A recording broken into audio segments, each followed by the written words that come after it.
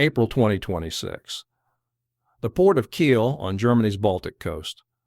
A convoy of brand new main battle tanks, fresh from the factory floor, rolls up a loading ramp onto the ferry Color Fantasy, bound for Oslo. These are not upgraded veterans pulled from storage and modernized one more time the way nearly every new Leopard delivered for the past 3 decades had been. These are the first entirely new Leopard 2 hulls Germany has built from scratch since production of the original 2A4 ended in 1992, and they are heading to Norway before a single one reaches the German army that designed them. On paper, this tank is billed as the answer to everything the war raging just a few hundred kilometers to the east has taught Western militaries about modern armored combat, an equal parts firepower, protection, and digital connectivity package built specifically to survive a battlefield saturated with drones, loitering munitions, and precision-guided anti-tank missiles. And yet, almost from the moment its specifications became public, a growing chorus of defense analysts has been asking an uncomfortable question in print. Did Germany just spend billions of euros building an even heavier, even more expensive version of exactly the kind of tank the war in Ukraine has been quietly making obsolete? Its name is the Leopard 2A8, and unlike almost everything else this channel covers, its story is still being written in real time, with the argument over whether it actually works still very much unresolved. To understand why the Leopard 2A8 exists, you need to understand the shock that ran through the German defense establishment in the weeks after Russia's full-scale invasion of Ukraine in February 2022. Germany, along with several of its NATO partners, began donating older Leopard 2 tanks directly out of its own active fleet to Ukrainian forces, including a batch of Leopard 2A6 tanks handed over from the Bundeswehr's own limited stockpile. That decision made for entirely sound strategic reasons, exposed an uncomfortable fact that had been quietly ignored for years, that decades of post-Cold War defense cuts had left Germany's own tank fleet too small to comfortably absorb the loss of even a modest number of vehicles to an ally. The response was Zeitenwende, a roughly €100 billion rearmament program aimed at rebuilding German military capability essentially from the ground up, and the centerpiece of that program's armored component became a brand new tank rather than another incremental upgrade kit bolted onto existing 30-year-old hulls. Germany placed an initial order for 18 Leopard 2A8S in May 2023, specifically to replace the donated 2A6S, then expanded that order to 105 additional tanks in July 2024, bringing the total German commitment to 123 vehicles, with German officials publicly discussing plans for a further 75 on top of that as of late 2025. Norway signed on for 54, the Netherlands for 46, and Lithuania, Sweden, the Czech Republic, and Croatia each committed to roughly 44 apiece, with Croatia's order alone worth close to €2 billion.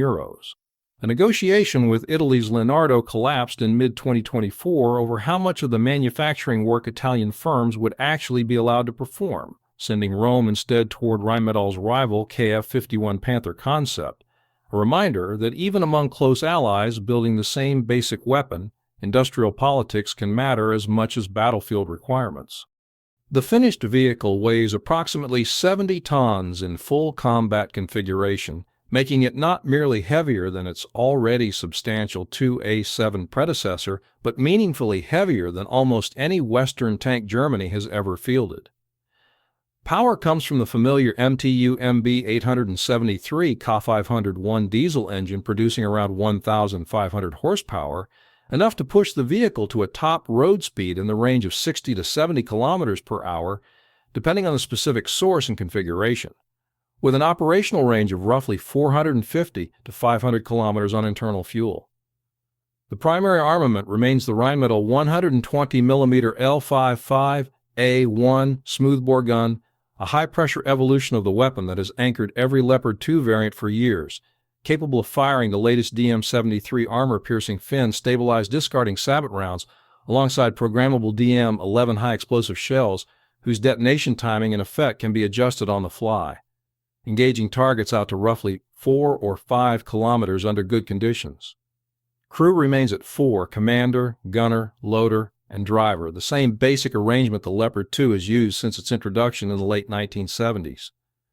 What actually separates the 2A8 from every Leopard that came before it sits less in that familiar gun and engine combination and more in what German engineers built around them, a genuinely new hull and turret designed with modern manufacturing methods, rather than adapted from decades-old drawings, a fully digital electrical architecture built around NATO's generic vehicle architecture standard for sharing power and data across the vehicle, and, for the first time on any German tank, the Israeli-developed Trophy active protection system integrated directly into the turret design from the outset rather than retrofitted as an afterthought. Trophy, built by Israel's Rafael Advanced Defense Systems, works by using a set of radar arrays mounted around the turret to detect and track incoming anti-tank rockets and guided missiles, then firing a small explosively formed countermeasure to intercept and destroy the incoming threat meters before it reaches the tank's armor, creating what crews and engineers describe as a protective hemisphere around the vehicle. Unlike almost every other component discussed in this video, Trophy is not a theoretical capability waiting for its first real test. It has been in active combat service with the Israeli military since 2011, credited with intercepting numerous rocket-propelled grenades and guided anti-tank missiles in actual combat over more than a decade of use, making it one of the very few pieces of hardware on the entire Leopard 2A8 with a genuine, extensively documented battlefield record before it was ever bolted onto a German hull. That combat pedigree is precisely why German planners selected it over developing a comparable domestic system from scratch, prioritizing proven protection over the slower, riskier path of homegrown development at exactly the moment speed of fielding mattered most. If you are finding this deep dive into modern armored engineering and the ongoing debate over NATO's newest main battle tank useful, hit subscribe. It takes a second, costs nothing, and it helps the channel keep making this kind of content. The Leopard 2A8's rollout into actual service has been a story of international logistics as much as engineering. On April 28, 2026, Germany began delivering the first Leopard 2A8 NOR tanks to Norway, making Norway, rather than Germany's own army, the very first foreign operator to actually field the new variant, with a formal presentation held at Rena Camp 2 days later in front of Norwegian defense officials. That order, signed back in February 2023 and initially specified as an earlier configuration before requirements shifted toward the new 2A8 baseline, will see production split between assembly in Germany and final integration work performed domestically in Norway by the firm Retec at Levanger, with deliveries continuing on through 2028 and beyond. Lithuania has separately been designated to host Germany's first entire armored brigade, equipped with the 2A8 as part of a permanent forward deployment, reinforcing NATO's eastern flank, placing Germany's newest, most expensive tank directly along the alliance's most exposed border at almost exactly the moment critics were publishing their sharpest doubts about whether such a heavy, expensive platform actually belongs on that specific battlefield in the first place. That criticism has been pointed and specific, and it deserves to be taken seriously rather than dismissed as reflexive skepticism of anything new. Analysts examining the war in Ukraine have repeatedly observed that the single deadliest threat facing Western tanks there has turned out to be cheap first-person view drones and loitering munitions, weapons that cost a tiny fraction of the multi-million-dollar vehicle they are hunting and that frequently attack from directly above, precisely the angle traditional tank armor has always been thinnest, and hardest to reinforce without adding crippling extra weight. Critics of the 2A8 have pointed out, not unreasonably, that Germany's response to this specific, well-documented threat was to make the tank larger, heavier, and considerably more expensive rather than smaller, cheaper, and more numerous, doubling down on exactly the kind of exquisite, individually formidable but expensive to replace platform that a grinding war of attrition, the kind Ukraine has actually turned into, tends to punish severely. Trophy provides real protection against guided missiles and rocket-propelled grenades with an extensively proven combat record, but it was never designed to reliably intercept slower, cheaper, more numerous first-person view drones swarming from multiple directions at once and reinforced turret roof armor, however welcome, and has limits against a threat that can simply keep coming until something gets through. The point of comparison several defense commentators have drawn is to Russia's own T-90M, a considerably less sophisticated and less expensive tank that Russian industry has been able to triple production of specifically because its designers accepted a lower technical ceiling in exchange for a vehicle that could actually be replaced at the rate of prolonged war demands. Germany's counter-argument, made less through public statements and more through the sheer scale of the procurement itself, is that NATO's eastern flank is not fighting the same grinding, static, drone-saturated war of attrition currently underway in eastern Ukraine, and that a smaller, better protected, more networked force built around vehicles that can actually survive first contact and share targeting data across an entire NATO formation in real time represents a fundamentally different, and in Berlin's calculation, more appropriate bet for the specific deterrent mission the alliance actually needs along its most exposed borders. Whether that bet proves correct is not a question this video, or any video made today, can honestly answer, because unlike every other tank previously covered on this channel, the Leopard 2A8 has not yet fought a real war. Its trophy system has a genuine combat record from a different army in a different conflict. Its gun and engine are proven evolutions of decades old, extensively battle-tested designs. But the tank as a complete, integrated platform, the specific combination of weight, armor, digital architecture, and active protection that German engineers bet an entire modernization program on, remains, as of this recording, untested in the one environment that has ever actually settled arguments like this one. Beyond trophy, the Leopard 2A8's passive protection package reflects the same lessons drawn directly from Ukraine, where artillery, mines, and drone-delivered explosives rather than direct tank-on-tank gunnery have accounted for the overwhelming majority of destroyed vehicles on both sides. The tank's turret roof has been reinforced specifically against top attack munitions, its underside strengthened against mine and improvised explosive blasts, and it carries a full nuclear, biological, and chemical protection system to keep its four-man crew operational in contaminated environments. A capability that sounds almost old-fashioned next to discussions of drone swarms and network targeting, but that remains a hard requirement for any NATO vehicle expected to operate across the alliance's full range of contingency plans. Every one of these additions costs weight, and weight is precisely the resource German engineers had the least room to spend freely, given that the 2A8 was already growing heavier than its predecessor before a single extra millimeter of anti-drone protection was added. A tension between survivability and mobility that has no clean engineering solution. Only trade-offs that different armies are choosing to make differently based on how each one expects its own next war to actually unfold.